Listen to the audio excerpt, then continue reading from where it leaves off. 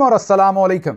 11 दिसंबर पाकिस्तान में जुमेरात की शाम और सबसे पहले टाइम ट्रैकर आसिम मुनीर से डिफेक्टो मार्शल लॉ डे 12। अब चलते हैं आज की मेगा न्यूज की तरफ। मेगा न्यूज यह है कि जनरल फैज हमीद को 14 साल कैद बामुशक्कत की सजा कोर्ट मार्शल के सिलसिले में सुना दी गई। पाकिस्तानी फौज ने उन्हें 14 साल कैद बामुशक्कत की सजा सुनाई है। बहुत ही मेजर डेवलपमेंट है। पहली दफा पाकिस्तान की तारीख में किसी साबिक DGISI या इतने बड़े ओहदे पर रहने वाले फौजी अफसर को सजा सुनाई गई है। यहां ना याया को सुनाई गई ना किसी और को सुनाई गई। यह पहली दफा है कि फौज ने अपने अंदर किसी इतने आला तरीन ओहदे के ऑफिसर को सजा सुनाई है। जाहिर है इसकी रेमिफिकेशंस आज की फौज पर भी हैं, आने वाले फौजी अफसरान पर भी हैं, आसिम मुनीर पर भी हैं और दूसरों पर भी हैं। इसके साथ साथ हम यह भी देखेंगे कि क्या अब जनरल बाजवा का भी कोर्ट मार्शल अगले चंद दिन में शुरू होने वाला है।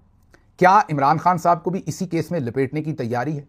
हम यह भी देखेंगे कि यह इस वक्त हो कैसे पाया। क्या यह अहदो पैमा जो शरीफ खानदान और आसिम मुनीर साहब के दरमियान हुए, या मरियम नवाज और आसिम मुनीर साहब के दरमियान हुए, या लंदन एग्रीमेंट में नवाज शरीफ और आसिम मुनीर साहब के दरमियान हुए, या हाल ही में जो नोटिफिकेशन फंसा हुआ था उसकी वजह से ये नए अहदो पैमा हुए जिसकी वजह से आज या इस वक्त या इस हफ्ते में ये सजा सुनाई गई है। ये तो सभी को पता था कि ये सजा आ रही है और आगे चल के आपको बताते हैं कि हमने आपको ये कब बताया था। लेकिन बहरहाल ये मेजर डेवलपमेंट है। कोशिश करेंगे इसके तमाम पहलुओं को कवर करें। जम के वीलॉग सुनिएगा, बहुत सारी इंफॉर्मेशन होगी और आपको अंदाजा होगा कि आने वाले दिनों में क्या होने जा रहा है।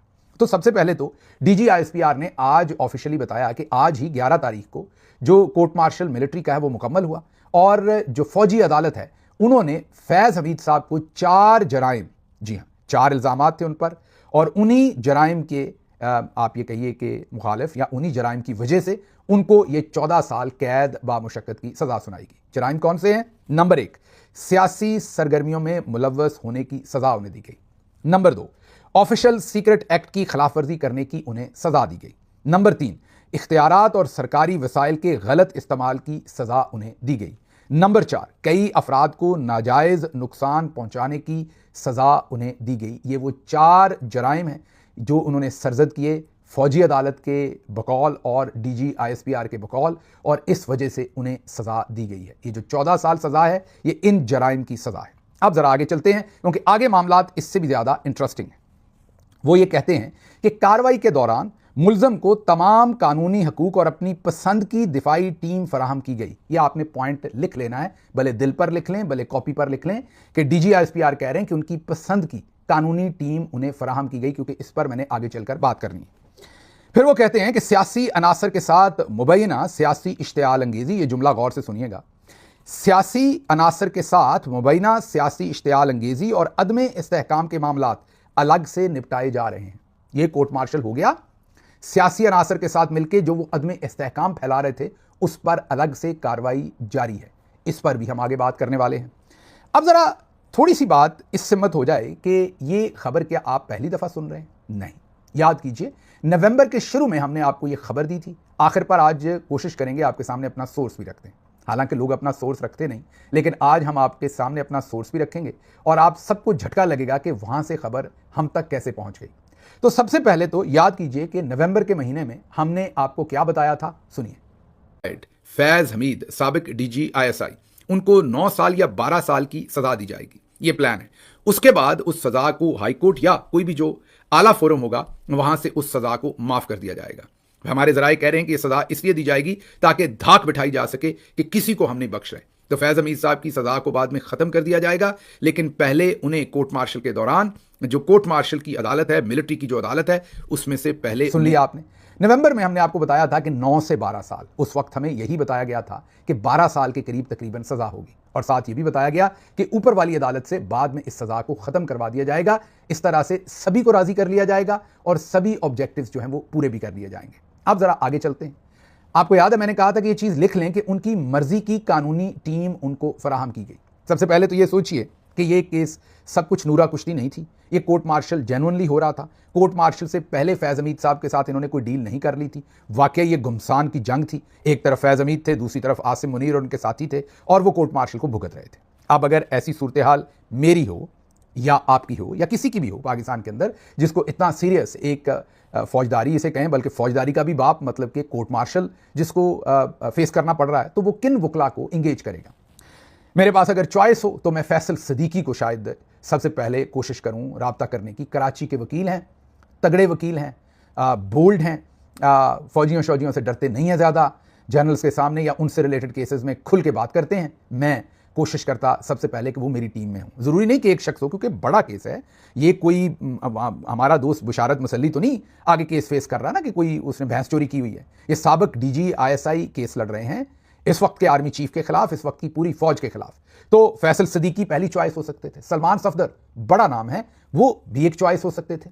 उसके बाद ख्वाजा हारिस, हाँ उनकी कई लोग बात करते हैं कि वो इधर भी चले जाते उधर भी, लेकिन वकील काबिल है। सिकंदर जुल्करनैन लाहौर से अच्छे वकील हैं। बुरहान मुअज़्ज़म बड़े तगड़े अच्छे वकील हैं, मेरे अपने वकील रहे हैं ट्रायल के अंदर। मुझे पता है कि ट्रायल में वो बिल्कुल फिरकी की तरह फिर जाते हैं और जज को घुमा के रख देते हैं। तो ट्रायल के बहुत ही जहांदीदा वकील हैं वो भी। फिर खोसा साहब, कौन नहीं जानता, मशहूर ज़माना। एतजाज़ साहब अब ज़रा थोड़ा सा रिटायरमेंट वाले मोड में हैं, वरना वो भी एक बड़ा नाम। इसी तरह से और पाकिस्तान के अंदर बेशुमार बड़े बड़े नाम जो किसी भी साबिक DG ISI की चॉइस होंगे कि मैंने इन 1 2 3 वकला के साथ अपना कोर्ट मार्शल जो है उसको फेस करना है। लेकिन जब आपके सामने उनके वकील आते हैं तो बहुत ही जूनियर वकील, इनकी निस्बत बहुत ही जूनियर जूनियर जूनियर मेरे हिसाब से, ये मेरा तज्जिया है कि मुकम्मल तौर पर इनकेपेबल इस काम के लिए। मुकम्मल तौर, ये मेरा तज्जिया है। मेरे ख्याल में अगर मैं वकील कर रहा हूं तो मैं उन्हें इस तरह के किसी केस के लिए वकील ना करूं। एक वजह। दूसरी वजह, जब बहुत सारे लोग ये सवालात उठाते हैं, आप जाइए सोशल मीडिया भरा पड़ा है, कोई ये इल्ज़ाम लगाता है या सवाल उठाता है सोशल मीडिया पर कि ये तो ISI के साथ काम करते थे कराची में। कोई सवाल उठाता है, इल्ज़ाम लगाता है कि ये वकील साहब तो ISI के लिए फलां जगह काम करते थे। अब ये बात सच है या झूठ है इसको छोड़ दीजिए, लेकिन इतना जूनियर वकील, इतना मैंने जो नाम बताए उनके कंपैरिजन में, इतना जूनियर वकील उनके कंपैरिजन में, जाहिर है ये मेरा तज्जिया है सारा, आप मेरे से डिफर कर सकते हैं, मैं गलत भी हो सकता हूं, लेकिन मैं आपके सामने एक डायमेंशन रख रहा हूं इस केस की, जिससे आपको समझ आएगी कि असल में ये केस था क्या, सामने क्या नजर आ रहा है, पीछे क्या था। और आप खुद DG ISI रहे हैं और आप एक ऐसा वकील ले रहे हैं जो हर उस बंदे को इस वक्त अदालतों में रिप्रेजेंट कर रहा है। वो भले सरफराज चौधरी साहब हों या दूसरे लोग जिनके बारे में तासर है या जिनके बारे में लोगों के जहनों में सवालात हैं, उन मुल्ज़मान के बारे में कि वो ISI के साथ मिलके गेम खेल रहे हैं। मैं सरफराज चौधरी और दूसरों की बात कर रहा हूं जिनके बारे में ये अमूमी तासर है, और वकील साहब के बारे में भी बेशुमार सवालात सोशल मीडिया के ऊपर पड़े हुए हैं। तो आप इतने सीनियर वकला को पूरे पाकिस्तान में छोड़ के एक DG ISI एक इतने जूनियर वकील को लेगा, ये मेरी समझ में अभी तक नहीं आ रहा। आगे चलते हैं, ले लिया, खैर है। अब ये केस क्या था? क्या ये कोई ऐसा टेक्निकल केस था कि हमारे एटम बम के अंदर से कोई पिन निकाल के, जिससे एटम बम की हवा निकल गई, वो पिन निकाल के इन्होंने किसी मुल्क को बेच दी? नहीं, सियासी मुदाखलत, तो सियासी किस्म का केस था। तो ऐसे केसेस में क्या करते हैं आप सारा सच आवाम के सामने लाते हैं। फैज़ हमीद की सारी कहानी आप आवाम के सामने रखते हैं। क्या आपने पिछले 2 3 4 6 8 महीनों के अंदर कभी फैज़ हमीद साहब के कोर्ट मार्शल से रिलेटेड उनके वकील को कोई बात करते हुए सुना? कोई उन्होंने तफसीलात दी? कोई उन्होंने एतराज़ किया? उन्होंने कभी भी कहा कि हमें फेयर ट्रायल नहीं मिल रहा? उन्होंने कभी भी कहा कि हमने फलां गवाह को बुलाया, वो गवाही के लिए नहीं आया? उन्होंने कभी भी कहा कि हमने साबिक आर्मी चीफ जनरल बाजवा जो कि बॉस थे फैज़ हमीद के, उनको गवाही के लिए बुलाया, उनको नहीं बुलाया जा रहा? उन्होंने कभी फैज़ हमीद की साइड की स्टोरी सामने रखी? नहीं। तो मुझे ऐसा लग रहा है, मुझे फिर मेरा तासर है, मेरा तज्जिया है कि फैज़ हमीद के पास कोई वकील नहीं था। मुझे ऐसा लग रहा है कि फैज़ हमीद साहब को बता दिया गया था कि यार सज़ा तुम्हें होनी है और बस ये चुप करके ले लो, बाद में ख़त्म कर देंगे, ये अब हमने करनी, हमारे वादे वईद हो गए हैं, अहदो पैमा हो गए हैं, हमें ऐसे ही सूट करता है, ऐसे फिट करता है, चीखोगे, चिल्लाओगे, बोलोगे, आगे पीछे भागोगे, कुछ भी करोगे, बस ये काम होना ही होना है। आप बहुत माड़ा वकील 2 वजूहात की वजह से करते हैं। दोबारा मैं कह दूं, वो माड़े वकील मेरे तज्जिए में है, मेरे ख्याल में, हो सकता है आपके ख्याल में वो दुनिया के नंबर 1 वकील हों। मेरे ख्याल में, मैं अगर तो मोटरसाइकिल चोरी का केस मेरे पे हो या भैंस चोरी का हो तो शायद मैं उनको एंगेज कर लूं, मेरे जाती ख्याल में। इससे ज़्यादा सीरियस केस होगा तो मैं उसमें भी उनको नहीं करूंगा, क्योंकि मेरे ख्याल में जो उनके ऊपर सवालात उठते हैं, मैं उन सवालात के उठने के बाद उनके साथ नहीं जा सकता अपने किसी भी केस में। मुझे ऑफर भी हुई थी एक मौके के ऊपर ऐसे ही, मैं ज़रूरी नहीं कि इनकी बात कर रहा हूँ, ऐसे ही किसी वकील की खिदमात की, लेकिन मैंने इनकार किया था कि नहीं जी, मैंने बुरहान मुअज़्ज़म साहब के साथ जाऊँगा, मैं उनके साथ अपना केस करूँगा, सलमान सफदर साहब के साथ जाऊँगा, मैं उनके साथ केस करूँगा, क्योंकि मुझे उनके ऊपर ज़्यादा कॉन्फिडेंस था। जब मेरा ट्रायल हो रहा था, मैं वो बता रहा हूँ। अब वापस आते तो बिल्कुल सन्नाटा, फैज़ हमीद साहब की स्टोरी कभी आपके सामने नहीं आई, जिससे आपको ये पता चलता है कि कोई लीगल फाइट तो हमें नज़र ही नहीं आई कहीं होती हुई। कोई आज अचानक से ISPR ने ये सज़ा सुना दी। आगे चलते हैं। अब ज़रा ये भी आपको अंदाज़ा हो गया आप ये भी अभी तक सोच रहे होंगे कि हमने इतनी देर पहले, जाहिर है आप में से कई लोग कह रहे होंगे कि आप तो 12 कह रहे थे, सज़ा तो 14 हुई, अब इतना मार्जिन तो दें, मैंने लिखनी तो नहीं थी ना सज़ा, मुझे तो किसी सोर्स से जो पता चली थी वो आपको बता दी। आधी बात पूरी हो गई कि तकरीबन उससे मिलती जुलती सज़ा हुई है, आधी बात अगली इंशाल्लाह आपको पूरी होती नजर आएगी जब ये सज़ा जो है वो आज कल 6 महीने साल में कल अदम करार दे दी जाएगी, तो आपको फिर पता चल जाएगा कि ये लार्जर पिक्चर क्या है। अब आगे चलिए ज़रा, फैज़ हमीद है कौन? कोई आम सा बंदा है, कोई लांस नायक है, कोई आम बंदा है? नहीं, डीजी ISI है, एजी रह चुके हैं। एजी कौन होता है? जो पूरी फौज के डिसिप्लिन को देखता है, फौज की पूरी फौज को जिसने डिसिप्लिन में रखना होता है। एजी रहे, कोर कमांडर रहे, अच्छा कोर कमांडर छोड़ देते हैं, पहले सबसे वो DGC रहे। और लग ये रहा है कि जो इल्जामात उन पर लगाए गए हैं ना, उनमें कुछ इल्जामात या काफी सारे इल्जामात उस जमाने के भी हैं जब वो DGC थे, तो उन्होंने जराइम वहां किए जिसकी सजा उन्हें आज दे रहे हैं। DGC रहे, DG ISI रहे, एजी रहे, उसके बाद कोर कमांडर रहे। अब जरा इसमें से 2-3 चीजें हम बात करते हैं। पहले तो ये बड़ी अच्छी शुरुआत है, बहुत अच्छी शुरुआत है ये सजा देके। क्यों? ये सजा देके वो जो आपका बयानिया था ना कि फौज एक बड़ा मुनज़्ज़म अदारा है, इसके अंदर तो कुछ हो ही नहीं सकता, आपने अपने उस बयानिए को उड़ा के रख दिया। आपने हमें यह बताया कि एक बंदा DGC के ओहदे पर क्राइम कर रहा था, उस वक्त के DG ISI को कुछ पता नहीं था। वाह वाह वाह, माशाल्लाह, ये कैसा इदारा था जिसके नीचे काम हो रहा था और DG ISI को कुछ पता नहीं था। उस वक्त के आर्मी चीफ को कुछ पता नहीं था, आप हमें ये बता रहे हैं। आप हमें ये बता रहे हैं कि फिर पूरी फौज को ही कुछ पता नहीं था। उन्होंने, जिस बंदे ने DGC मतलब मेजर जनरल के लेवल पर ये सारे कारनामे अंजाम दिए, उसको फिर आप लोगों ने DG ISI भी लगने दिया। फिर आप कहते हैं कि उन्होंने DG ISI पर भी कारनामे अंजाम दिए, फिर आप लोगों ने उन्हें कोर कमांडर भी प्रमोट करके लगा दिया। आप लोग हमें बताते हैं army is chief, chief is army, तो आपका चीफ किधर था? उसे पता नहीं था। अगर पता था तो उसका कोर्ट मार्शल साथ क्यों नहीं हुआ? और अगर नहीं पता था तो फिर वो नकम्मा था, फिर तो सीधा आर्टिकल 6 लगना चाहिए। ऐसा नालायक आदमी, जनरल बाजवा की बात हो रही है, वो पाकिस्तानी फौज का आर्मी चीफ जिससे नीचे नहीं पता मेरे क्या हो रहा है। 2017 साल से फौज की मुख्तलिफ सूरतों में सियासत में मुदाखलत है, जो कि उसको तो इसी जुर्म पर। फिर अब जो फैज हमीद साहब हैं, इन्होंने को आंख थोड़ी मारी है DG ISPR की तरह। ये 4 आपने मेजर इनके ऊपर इल्जाम लगाए। इल्जाम क्या है? इन्होंने खुद ही कर लिए होंगे। इन्होंने भी किसी के नाजुक अज़ा के ऊपर जो करंट लगाया होगा, किसी को उल्टा लटकाया होगा, अगर किसी को नंगा किया होगा, उसमें किसी ना किसी, इन्होंने जब ये लेफ्टिनेंट जनरल होंगे तो किसी मेजर जनरल को कहा होगा, नीचे ब्रिगेडियर्स होंगे, कर्नल होंगे, मेजर होंगे, नीचे फिर दूसरी सपा होगी सारी, उन्होंने इंप्लीमेंटेशन की होगी इनके ऑर्डर्स की। वो किधर है सारे? उनका कोर्ट मार्शल कैसे नहीं हुआ? हमने एक आम सिविलियन, ठीक है वो भी फौज पीछे थी उसके, लेकिन एक क्रिमिनल ट्रायल, क्रिमिनल केस भुगता था, तो इस बात की बिल्कुल लू लग गई थी कि क्रिमिनल केस के अंदर एक एक चीज को जब तक आप साबित नहीं करते तो आपको सजा नहीं दी जा सकती। ऐसा नहीं है कि आला कत्ल ना ढूंढ के लाएं तो कत्ल की सजा बड़े आराम से आप दे देंगे। आप कत्ल के पीछे जो मुहर्रकात हैं और कत्ल होने या कोई भी जुर्म होने के अंदर जो आपके तमाम मुलव्वस लोग हैं, जिन्होंने आपकी सहूलतकारी की, जिन्होंने आपको कोई भी सहूलत फराम की, मशवरा फराम किया, यहां तक कि जो ललकारा मारता है ना, पंजाबी में कहते हैं ललकारा, और फड़ लो इनू और मारो इनू, उसको भी सजा मिलती है अदालत में, उसका भी रोल होता है। वो कहते हैं अगर ये ना कहता ना मार डालो इसे, तो शायद ये बंदा ना मारता। वो किधर है सारे ब्रिगेडियर, कर्नल, मेजर जनरल? वो उनके आपने कब करने? ये चे लिखा हुआ है हमारे माथे पे। मतलब आप लोग हमें क्या समझते हैं? मतलब आपने एक बंदा उठाया, हाँ, आपने फूल गुलाब का उठाया, जनरल फैज हमीद साहब बीच में से, और आपने सजा दे दी। ये अभिनंदन है, जहाज में से गिरा है जो इधर पकड़ के सजा दे दी, बाकी नहीं आने।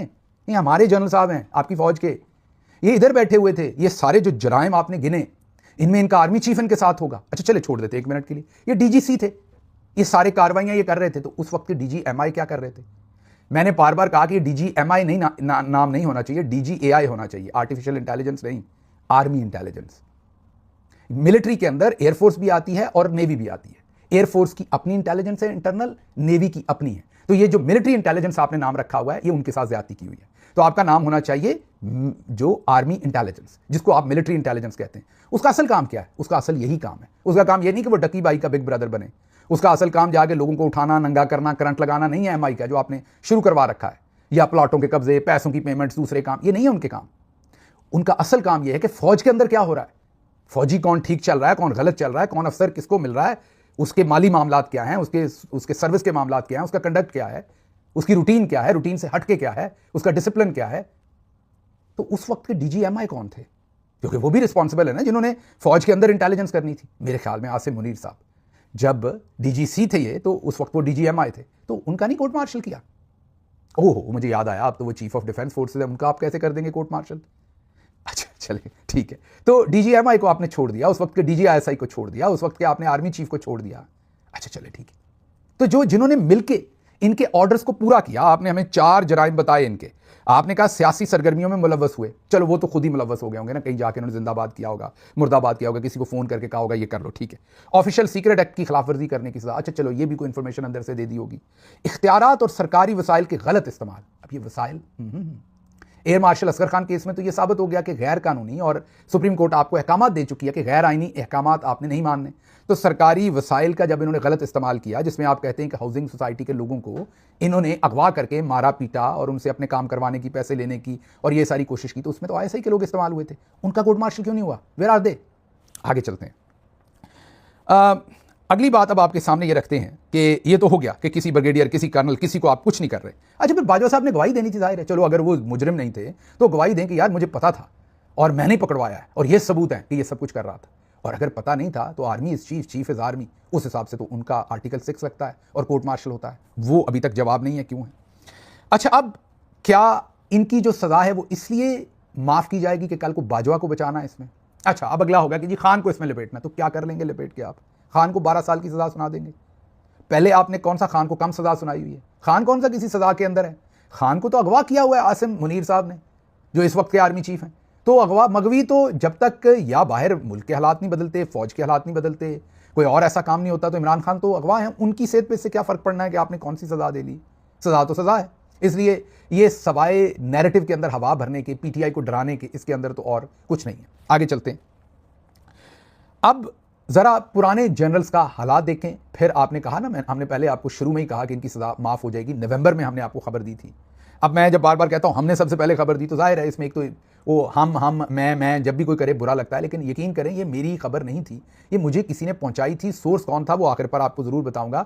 इसलिए जिस बंदे ने पहुंचाई थी उसका क्रेडिट तो बनता है ना, इसलिए आपको बता रहा हूं कि एक और खबर अब हमारे क्रेडिट पर आई। आप और हम एक टीम है, हमारे क्रेडिट पर आई कि हमने वक्त से पहले जो खबर ब्रेक की थी वो दोबारा आपके सामने दुरुस्त होती हुई नजर आ रही है। मेजर जनरल जहीरुल इस्लाम अब्बासी, 7 साल उन्हें पनिशमेंट मिली और उन्हें पनिशमेंट कंप्लीट करनी पड़ी। कोई उनके ऊपर अंदर ही इल्ज़ाम था कि फौज के अंदर उन्होंने कुछ गलत किया।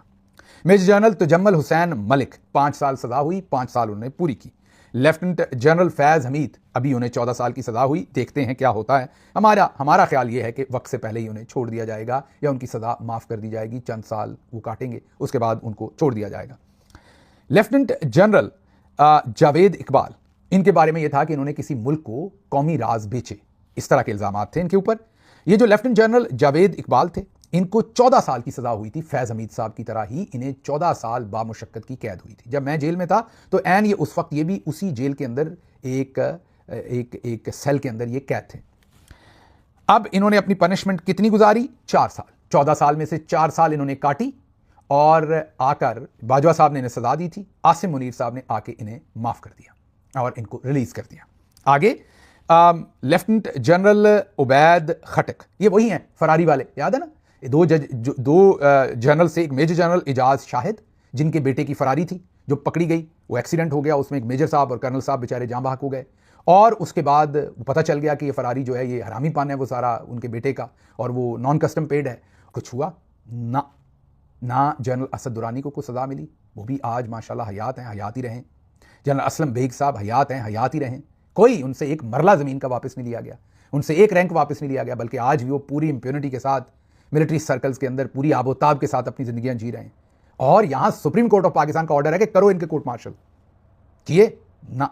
जुर्म क्या था? सियासी मुदाखलत, इंतशार फैलाना, एक पार्टी को इक़्तिदार से महरूम करने के लिए तमाम साजिश बुनना, यही जुर्म था। उसके बाद सुप्रीम कोर्ट ने एक ऑर्डर और कर दिया तमाम आने वालों पर कि आप लोगों ने किसी के गैर आईनी अहकामात नहीं मानने, और अगर आप मानेंगे तो आप भी मुजरिम होंगे। मसलन अगर फैज़ हमीद साहब ने कोई भी ऑर्डर्स दिए हैं, जाहिर है ये सब कुछ किया है तो इंप्लीमेंटेशन किसी ने की होगी ना। अब air marshal Asghar Khan case के फैसले के बाद जो सुप्रीम कोर्ट का फैसला है, उसके बाद जिसने फैज़ हमीद के वो ऑर्डर्स माने वो तमाम मुजरिम हैं, उनका साथ कोर्ट मार्शल होना चाहिए था।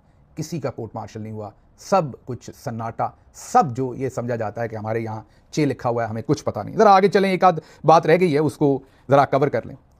दुरानी साहब की पेंशन थोड़ी देर के लिए रोकी गई इस केस की वजह से नहीं कि सुप्रीम कोर्ट ऑफ पाकिस्तान ने कहा। उन्होंने एक क्रॉनिकल्स के नाम से एक किताब लिखी रॉ के एक चीफ के साथ मिलकर, जिसमें हमारी फौज और उनकी फौज के उन्होंने मिलकर कुछ बातें की जो हमारी फौज को बड़ी बुरी लग गई। थोड़ी देर के लिए उनकी पेंशन रुकी, वो अदालत गए, अदालत ने कहा खोलो इनकी पेंशन खुल गई। तो ये मैक्सिमम कार्रवाई उनके खिलाफ हुई थी। आगे चलिए, हमूद रहमान कमीशन चैप्टर 1 हमने आपके सामने रखा। वहाँ पर फौजियों ने इकरार जुर्म भी किए, फौजियों ने दूसरों के खिलाफ गवाहियाँ भी दी। क्या किसी एक के खिलाफ भी कार्रवाई हुई? जवाब है निश्ता। जर्मनी में कहते हैं नुल, किसी के खिलाफ कोई कार्रवाई नहीं हुई। हमूद रहमान कमीशन रिपोर्ट के तनाजर में किसी का एहतसाब नहीं हुआ। छोड़ दें किसी और को, याया खान का एहतसाब नहीं हुआ। याया खान से एक मरला वापस नहीं लिया गया, एक ऑनर वापस नहीं लिया गया, एक मेडल वापस नहीं लिया गया। आज भी याया खान का जो खानदान है, उसके बच्चे हैं, वो जो स्टेट, जो ज़मीन, जो कुछ उसको मिलिट्री ने दिया था, उसके ऊपर आज के दिन तक अय्याशी कर रहे हैं। हमूद रहमान कमीशन रिपोर्ट के अंदर जितने वो नीचे से लेकर ऊपर तक अफसरान थे, उनके पास जो मुराद थी वो आज भी उन्हें इस्तेमाल कर रहे हैं। आगे चलिए, क्या अयूब खान से कोई मुराद वापस नहीं? उनकी अगली औलाद से कोई मुराद वापस नहीं? ना, सब कुछ वहीं का वहीं। कोई उनके खिलाफ कार्रवाई नहीं। उन्होंने क्या किया? फातिमा जिन्ना के साथ कोई किसी को लेना देना नहीं, कोई कार्रवाई नहीं की। मुशर्रफ के खिलाफ कोई कार्रवाई हुई? हालांकि अदालत ने उन्हें आर्टिकल 6 में सजा दी। क्या उनसे कोई मुरब्बा ज़मीन, कोई मरला, कोई चीज़ वापस ली? ना। आगे चलिए, ज़ियाउल हक मरहूम, उनसे कोई किसी की कोई मुराद, उनके बच्चे वही ज़मीनें आज भी काश कर रहे हैं जो उनको मिली हुई हैं वालिद मोहतरम की तरफ से, वही सारी अयाशियाँ, सब कुछ। कोई उनसे पूछा कि इलेक्टेड? और अब तो सुप्रीम कोर्ट ऑफ पाकिस्तान ने कह दिया कि भुट्टो को फांसी नाजायज़ दी थी, तो अब तो वो कातिल हैं, डिक्लेयर्ड कातिल हैं वो। तो क्या उनका कोई कोर्ट मार्शल हुआ? उनको कोई सजा दी? उनका कोई टाइटल वापस लिया? ना ना, यहाँ ऐसा कोई चक्कर नहीं है। बहरहाल अब अगली सूरत हाल ये है कि एक लाइन रखी गई है कि मुल्ज़म के सियासी अनासर के साथ मिली भगत, सियासी अफरा तफरी और अदम इस्तेहकाम के मामलात अलग से देखे जा रहे हैं। मैं नहीं मानता अलग से देखे जा रहे मतलब एक और कोर्ट मार्शल करना, ऐसे नहीं होता। क्रिमिनल केसेस में इकट्ठे ही सजा देनी होती, आफ्टर थॉट्स नहीं होते। तो ये ऐसी बकवास है, ये आपको कवर करने के लिए। तो अगली बात ये है, अब मैं ख़त्म करूँ इसे, इनको क्यों बचाया जाएगा? इनको इसलिए बचाया जाएगा कि अगर आज इनको ना बचाएं तो यही सारे काम आज आसिम मुनीर कर रहे हैं, तो इनको फिर कौन बचाएगा? इसलिए आसिम मुनीर साहब इनको बचाएंगे ताकि कल को इनको सजा ना हो। वरना तो जनरल नदीम अंजम ने भी सब कुछ यही किया और आज भी कर रहे हैं, मरीम नवाज को सारे मशवरे दे रहे हैं। तो क्या अगले नदीम अंजम को 14 साल सजा देंगे आप? जनरल बाजवा को देंगे? पिछले सारों को भी देनी पड़ेगी? सवाल ही पैदा नहीं होता। आप इससे मत जाएं। अब ये जो जुर्म क्या है जो इनका है फैज़ हमीद का, 3 जुर्म मुझे लगते हैं। आपने मुझे बताना है कमेंट्स में क्या। पहला जुर्म तो ये है कि उनकी मुखालफत थी, जैसे कोलीग्स का आपस में मुकाबला होता है, 2 फास्ट बॉलर्स का होता है क्रिकेट टीम में, 2 बैंक के अंदर असिस्टेंट मैनेजर्स का होता है, किसी का भी कहीं पर भी, या 2 डायरेक्टर्स का आपस में होता है किसी जगह पर, इसी तरह, या 2 वकला का आपस में होता है। इसी तरह 2 कंपैरेटिव कोलीग्स का आपस में मुकाबला था, फैज़ हमीद का और आसिम मुनीर का। उसके बाद आसिम मुनीर किसी तरह से भी आर्मी चीफ बन गए रिटायरमेंट के बाद भी। फैज़ हमीद ने उस तरीके से उन्हें बॉस नहीं माना और ये ईगो की जंग है, ये पर्सनल स्कोर सेटल किया जा रहा है। ऑप्शन 1 इस वजह से सजा दी गई, ये आप मुझे बताएंगे जब मैं तीनों ऑप्शन कंप्लीट कर लूंगा कमेंट्स में। ऑप्शन 2, लंदन जो एग्रीमेंट हुआ था उसमें यह तय था कि फैज़ हमीद को सजा देनी है। उसमें तय तो बाजवा का भी होगा, देखते हैं वो पूरा होता है कि नहीं। या रिसेंटली जो दोबारा नोटिफिकेशन फंस गया था उसमें यह तय था कि देनी है। या वाइस आर्मी चीफ का जो अभी नोटिफिकेशन होना है वो सारा इसके साथ जुड़ा हुआ था और ये जो कॉल और वादे हुए थे उसमें यह तय था कि ये शरीफों के साथ सब कुछ तय किया हुआ था, इसलिए सजा देनी थी। आपके ख्याल में ये वजह? या तीसरी वजह मैं आपके सामने रख देता हूं, और वो है कि 8 मार्च 2023 को मरियम नवाज़ का दी न्यूज़ को दिया गया खुसूसी इंटरव्यू, जिसमें उन्होंने दी न्यूज़, मैंने कह दिया वी न्यूज़ को दिया गया खुसूसी इंटरव्यू, जिसमें उन्होंने ये तकाजा किया था, मुतालबा किया था कि फैज़ हमीद का कोर्ट मार्शल करो और उसको सज़ा दो। तो आज लग तो ये रहा है कि मरियम नवाज़ के कहने पर यह किया गया। फैसला आपके हाथ में है, आप मुझे बताएंगे कि ये किसके कहने पर हुआ है। लेकिन बहरहाल हम यही कहेंगे कि ये एक ताबिंदा मिसाल आपने कायम की है। 2-3 चीज़ें मिथ्स आपने तोड़ दी हैं। एक तो ये कि बहुत स्ट्रक्चर्ड है, स्ट्रक्चर्ड हम नहीं हैं। अगर हम स्ट्रक्चर्ड होते तो फिर फैज़ हमीद अगर वाकई मुजरिम है तो ये इतना ऊपर तक कैसे पहुँच जाते? ये सारे जुर्म अगर DGC के तौर पर किए तो DGISI कैसे बने, फिर कोर कमांडर कैसे बने? तो इसका मतलब स्ट्रक्चर नहीं है। और अगर स्ट्रक्चर्ड है और ये ऊपर पहुंचे और फिल्टर से पहुंचे, इसका मतलब फिर फैज़ हमीद तो गलत नहीं है। फिर इसका मतलब है कि कोई जानबूझ के उन्हें सजा दे रहा है। जानबूझ के सजा तो किसी स्ट्रक्चर्ड डिपार्टमेंट के अंदर नहीं की जा सकती। तो इसका मतलब ये जो आपने मिथ बनाई हुई है कि मेरिट और स्ट्रक्चर है, ये तो आपने दबरदूज कर दिया आज।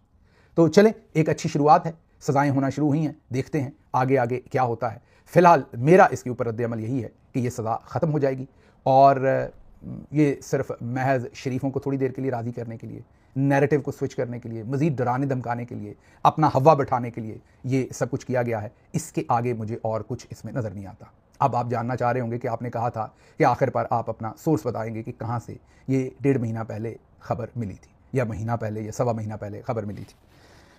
असल में जब एक मियाँ मोहम्मद बख्श साहब का शेर है, खासां दी गल आमा आगे नहीं मुनासिब करनी, मिठी खीर पका जो कुत्तियाँ आगे तरनी। आप बहुत बड़े ट्राले के सामने छोटा सा ट्रैक्टर लगा देना तो वो उसको खींचता तो है लेकिन तड़पता है, कभी इधर गिरता है कभी उधर गिरता है, शोर मचाता है लेकिन उसे खींचा नहीं जाता। बड़ी गाड़ी में छोटा इंजन लगा दें, वो भी शोर ज़्यादा करता है, गाड़ी कम भागती है। नाम नहीं लूँगा लेकिन आपको समझ आ जाएगी। इसी केस से जुड़े हुए, ज़रूरी नहीं कि वो अंदर जुड़े हुए हैं केस में, बाहर हैं, कमेंट्री कर रहे हैं, या टीम का हिस्सा है या टीम का हिस्सा नहीं है, इसीलिए मैं किसी का नाम नहीं ले रहा। बहरहाल इसी केस से जुड़ी हुई एक शख्सियत जिन्हें कानून के बारे में भी बड़ी महारत है, उन्होंने कहीं पर बैठ के पानी पीते हुए ग्लास में रखा, ज़्यादा पी लिया पानी का, उससे बर्फ आया। उस बर्फ में उन्होंने किसी के सामने कहा कि बस ये 12 साल की सज़ा होगी, उसके बाद ऊपर से ख़त्म हो जाएगी। सज़ा देते हुए भी इतनी गलतियाँ होंगी, केस की फ़ाइल इतनी गंदी होगी, इतनी चीज़ें फिल नहीं की होंगी, तो फ़ौरन ही ऊपर से जाके सज़ा ख़त्म हो जाएगी, क्योंकि उस पर हमने जान के गलतियाँ की होंगी और मामला जो हैं वो सेट हो जाएंगे। फ़िलहाल ये चल रहा है। वो जहाँ पर बात कर रही थी वो शख्सियत, जिस जगह पर बैठे, वहाँ पर सामने जो बैठी शख्सियत सुन रही थी, उनमें से एक शख्सियत ने फ़ोन उठा के करके मुझे बताया। शख्सियत क्योंकि मोतबर थी जिसने मुझे बताया, मैं उन पर ट्रस्ट कर सकता था, इसलिए मैंने वो आपके सामने रख दी बात। लेकिन याद होगा मैंने आपको तब भी कहा था कि आप इसे भले अफवाह समझे, लेकिन मेरे ज़राए बड़े मुस्तनद हैं, इसलिए मजबूर हूँ आपके सामने ये खबर रखने पर। मुझे यहाँ से इजाज़त दीजिए। अल्लाह आपका